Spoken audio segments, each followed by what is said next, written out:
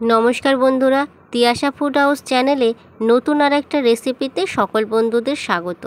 আজকে আমি আবারও আরেকটা নতুন রেসিপি নিয়ে আপনাদের সামনে চলে এসেছি আর তৈরি করে দেখাবো গ্রেট করা কাঁচা আলু আর ডিম দিয়ে দারুণ একটি রেসিপি। এছাড়া এই রেসিপিটি গরম ভাতের সাথে ডাল দিয়ে তো খুবই ভালো লাগবে, আর আপনারা শুধুও খেতে পারেন। এছাড়া বাচ্চাদের টিফিনের জন্য বানিয়ে দিলে তাদেরও খুবই ভালো লাগবে।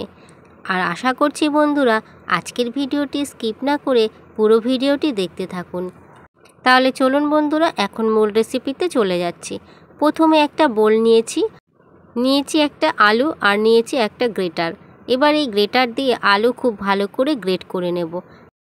আমি কিন্তু বড় সাইজের একটা আলু নিয়েছি, আপনারা চাইলে একটার পরিবর্তে দুটো আলুও নিতে পারেন। এছাড়া বন্ধুরা আরও একটি কথা শেয়ার করছি, যারা এখনও এই চ্যানেলটিকে সাবস্ক্রাইব করেননি তারা চ্যানেলটিকে সাবস্ক্রাইব করে পাশে থাকা বেল অপশনে ক্লিক করে দেবেন। তাতে আমার পরের সমস্ত রান্নার ভিডিওর আপডেট আপনার ফোনে প্রথমেই পৌঁছে যাবে। আর ভিডিওটি যারা ফেসবুক থেকে দেখছেন তারা তিয়াশা ফুডস হাউস চ্যানেলটিকে অবশ্যই ফলো করে দেবেন। এছাড়া বন্ধুরা আজকের এই রেসিপিটি খুবই লোভনীয়, আপনাদের অবশ্যই ভালো লাগবে আশা করছি, তাই ভিডিওটি অবশ্যই দেখতে থাকুন। আলু পুরো গ্রেট করা হয়ে গেছে। এইবারে আলু আমি জল দিয়ে খুব ভালো করে ধুয়ে নেব। প্রায় 2 থেকে 3 বার জল পাল্টে পাল্টে ভালো করে আলু ধুয়ে নেব, আর তাহলেই আলু খুব সুন্দরভাবে পরিষ্কার হয়ে যাবে।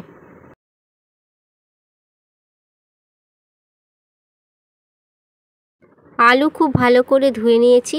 এখন এই গ্রেট করা আলুর মধ্যে আমি দেব ডিম। একটি মাত্রই ডিম দিচ্ছি, এছাড়া আপনারা একটির পরিবর্তে দুটো ডিমও দিতে পারেন। তারপরে দিচ্ছি ঝালের জন্য কুচনো লঙ্কা। আপনারা যেমন ঝাল খেতে পছন্দ করেন সেই আন্দাজ মতনই লঙ্কা দেবেন। এবারে দিচ্ছি পেঁয়াজ। আজকের এই রেসিপিতে পেঁয়াজের পরিমাণটা একটু বেশি করে দিতে হবে, তাহলেই খেতে খুবই ভালো লাগবে। এরপরে দেব পরিমাণ মতন স্বাদ অনুযায়ী নুন। তারপরে দিচ্ছি পরিমাণ মতন হলুদের গুঁড়ো, 1/2 চা চামচ আমি হলুদের গুঁড়ো দিলাম। এখন দিচ্ছি 1 চিমটির মতন গরম মশলার গুঁড়ো। এবারে এই সমস্ত কিছু একসাথে খুব ভালো করে আমি এবার মাখিয়ে নিচ্ছি। আর বন্ধুরা আপনারা এর মধ্যে অন্য যে কোনো সবজি অ্যাড করতে পারেন, অবশ্যই যে সবজি গ্রেট করা যায় সেই সবজিও এর মধ্যে অ্যাড করতে পারেন, তাতেও খুবই ভালো লাগবে খেতে। এটা এখন মোটামুটি মাখানো হয়ে গেছে। আর এখন আমি এর মধ্যে দেব কর্নফ্লাওয়ার। 2 চামচ কর্নফ্লাওয়ার দেব।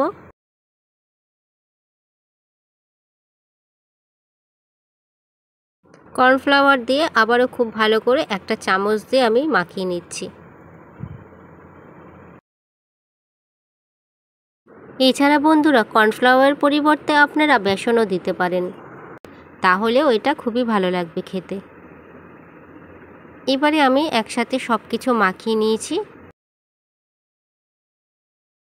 তারপরে এটাকে আমি ভেজে নেব। তার জন্য ওভেনে একটা ফ্রাইং প্যান বসিয়েছি, আর তার মধ্যে দেব সামান্য একটু তেল। একদম অল্প তেলেই এই রেসিপিটা ভাজা হয়ে যাবে। আর তেলটা আমি পুরো ফ্রাইং প্যানের মধ্যে ছড়িয়ে দিলাম।